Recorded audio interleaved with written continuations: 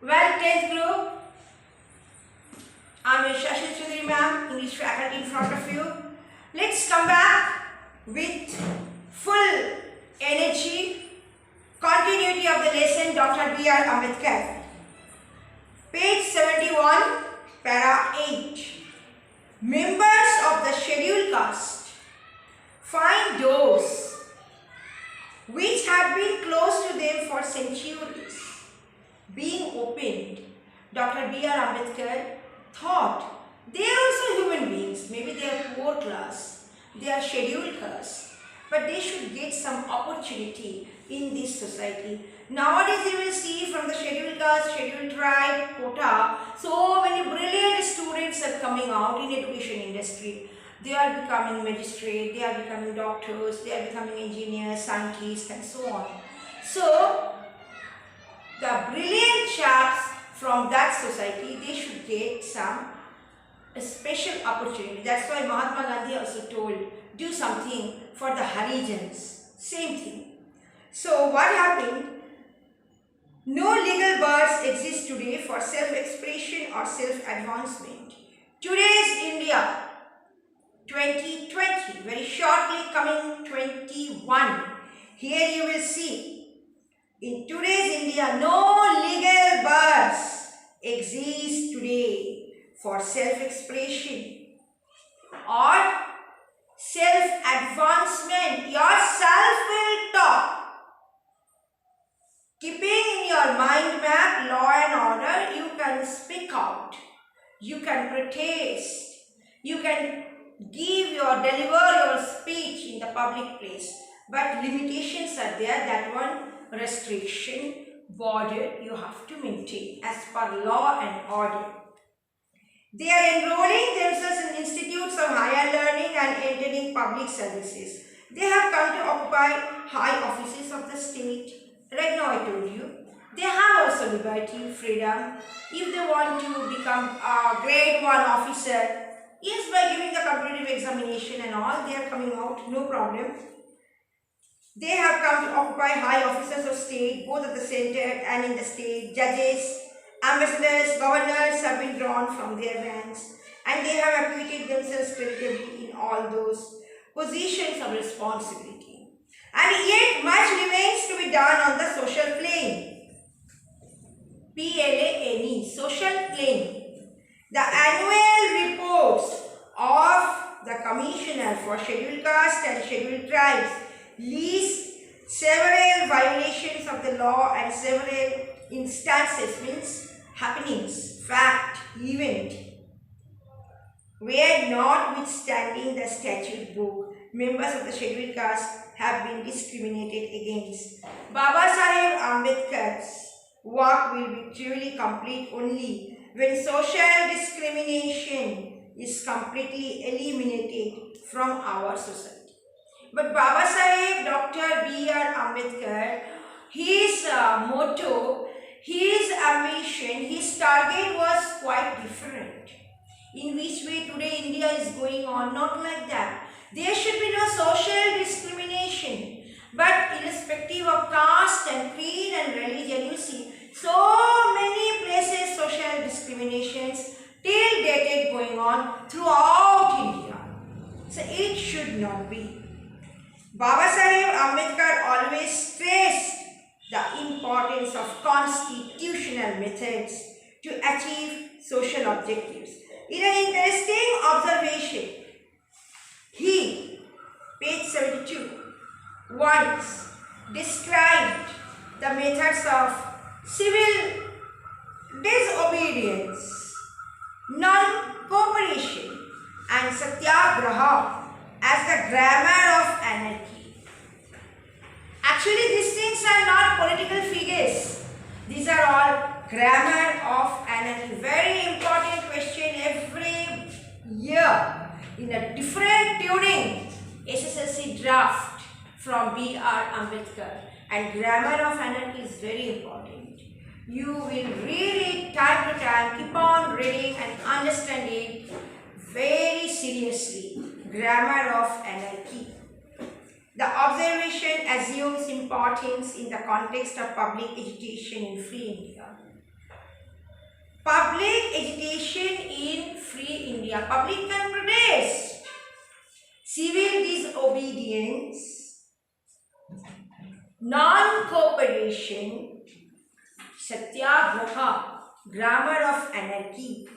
It is one thing to utilize these methods in a struggle against an alien power. Because that time, before free India, before independence, East India Company once reached to India for business purpose, and they started capturing India, and they started ruling over northern India, southern India, and whole parts of India.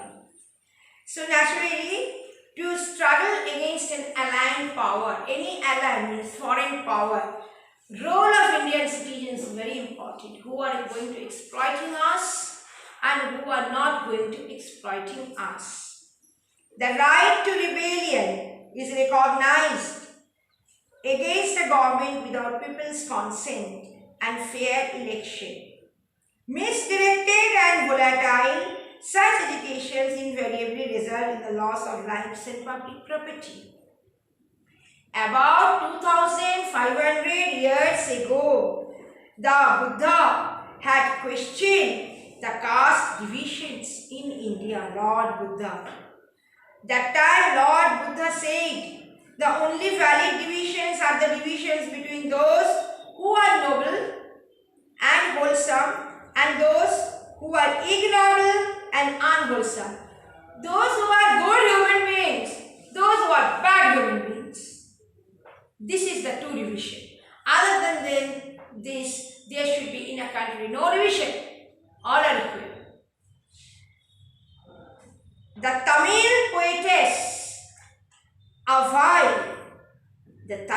poetess Avai had said similarly that there are only two castes in this world, namely the charitable, those who know how to do charity, they are helping others, who give, they are the giver in the society and are superior, they are superior, topmost, and the misers.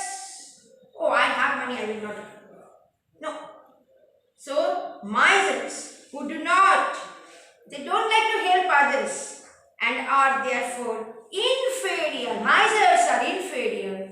Charitable people are those who are giving, they are pouring water, helping the society, they are genius, they are superior. So, other party inferior. That was the Tamil poetess Avai had said. Superiors and these are inferiors. Throughout the course of Indian history, great sages and saints exposed the hollowness of these divisions and sought to bring all the communities of India together in a creative partnership. But caste, by virtue, means goodness of its power structure, showed itself to be firmly entrenched under the policy of divide and rule. Owing to this divide and rule, Bangladesh separated from India. East India Company, European, that time the officers, they thought if Bangladesh, Pakistan, India together merged, then how will we get the benefit? We have to quit India. So, divide and then rule. So, divide and rule policy is the very, very nuisance policy and the great policy to disturb the country people. That one adopted by the European officers, East India Company's policy. That time, divide and rule.